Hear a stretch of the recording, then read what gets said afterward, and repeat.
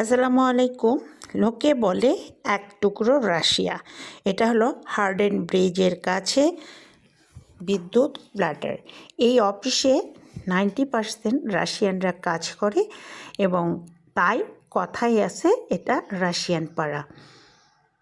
তো harden bridge থেকে আপনি এটা পুরোপুরি দেখতে পারবেন। এটা পাকশিতে অবস্থিত।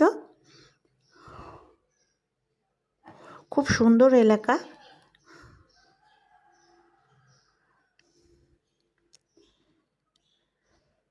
এটা দেশের একটা সম্পদ, বাংলাদেশের। তো জায়গাটা খুবই সুন্দর।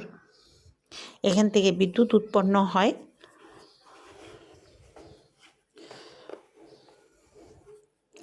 পদ্মা নদীর কাছ থেকে। এটা কিন্তু পদ্মা নদীর উপরের একদম ধারের কাছে। দেখতেই পাচ্ছেন বিদ্যুতের সব সরঞ্জাম।